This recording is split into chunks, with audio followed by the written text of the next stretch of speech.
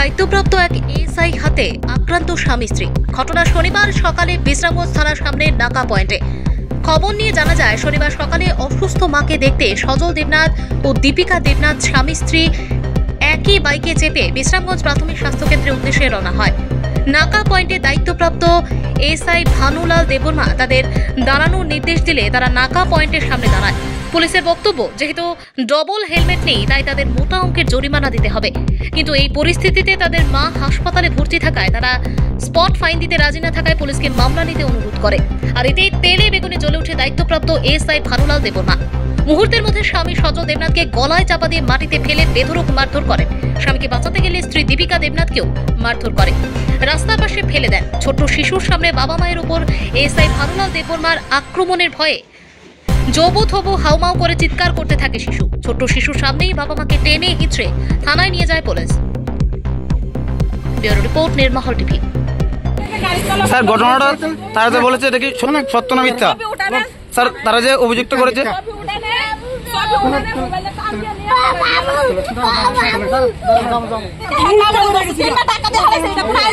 কি হয়েছে? কি হয়েছে? ঘটনা কি হয়েছে? কোনখান থেকে আইতেছেন আপনারা?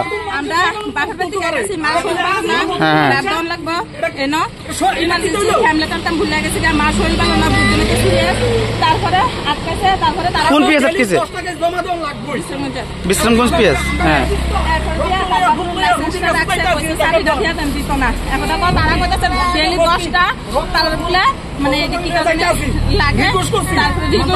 মানতেছে না। স্যার, আজকে ভুলে এসে আনতে না, মা ভর্তি আমি এমনি ধরনে তারা আমার এমনি ধাক্কাটা দুইবার ফালা কে ফেলাইছে? অফিসার ধাক্কাটা দুইবার ফালা দিছে। বাচ্চাটা কাঁদতেছে। আমার স্বামীরে 2-3টা ঘুষি মারছে, হ্যামলেট বাড়াইয়া কাঁচা মারছে। কেলেকে স্যার বারবার রিকোয়েস্ট করতেছে, আমার মা শোল পার না। পুলিশ মারছে? তাই না। আচ্ছা, নাম জানতে পারছেন না অফিসারের? নাম না, তাই না। আচ্ছা, এখন আপনি কি চাইতেছেন? এখন আপনি কি চাইতেছেন? আমি চাইতেছি শাস্তি হোক, আমার যে টাকা থাকলেছে এটা রিটার্ন হোক। আমার স্বামী মা শোল পারে না, সবসময় তো আমি কইতেছি স্যার আপনারও তো মা বোন আছে বাড়ির মধ্যে, আমি বিপদ হলে একদিনের লেগে ছাড়া দেন, আর কোনোদিন এমন তো হেরে দিতে টাকাটা আমার চাকরিটা কোনো আইলে তো না, পুরুষ হয় মহিলার গায়ে হাত দেখেন নেই। আপনাদের বাড়ি কোথায়? আমার বাড়ি শালগড়া, শ্বশুর বাড়ি, বাপের বাড়ি থেকে যাইতেছি। আর মা হসপিটাল ভর্তি, আমি ব্লাড দিতেছে, একটু দিতাম দেখতাম চাইতেছি। আমরা আজকে সরিলাম থেকে শালগড় আইতে আছি। আর পর বিশ্রামগঞ্জ নাগা পয়েন্টে আমরা আড্ডে আছে, আমরা থামছি। আমরা হসপিটাল যেতে আছি। কোন হসপিটাল? আমরা যাইতে আছি বিশ্রামগঞ্জ হসপিটাল আইতে আছি। তো এরা কইতে আছে তোমার ডাবল হেলমেট লাগবো। আমরা কইছি স্যার হসপিটাল আইতে আছি, তখন ডাবল হেলমেট নেই, কেস নেবো। আমরা ঠিক আছে, কেস লাগে। কেস লাগছে। আর এরপর আমি একটা ছবি উঠেছি। ছবি উঠানোর পরে তারা দৌড় দিয়ে আইয়া আমার গাড়টার ফাটাই লাইছে।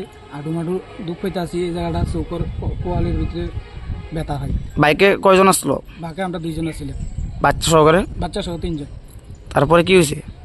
এরপরে আমার লয়ে গেল থানাতে, লয়ে গেছে। তারা বলল সেকেন্ড বাবু আয়ো, এরকমভাবে তো তারা করতে পারে না। দ্বারকা বললো সেকেন্ড তোমরা বইও। আমি বলছি আমি তো ব্যথা ব্যথা উস্তিতে যেতে আছে। আমি একটু শুধু কি আপনি মারছে? আপনার মিসেসের? হ্যাঁ, মিসেসেরও। মিসেসের কি করছে? মিসেসের না, এত দূরে টান দিয়ে ফালাই দিছে অফিসার। হ্যাঁ, অফিসারে। আচ্ছা, তারপরে?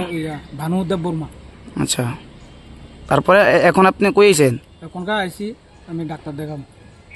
কোনখানে? তো বিশ্রামগঞ্জ হসপিটাল। এখন আপনি কি চাইতেছেন?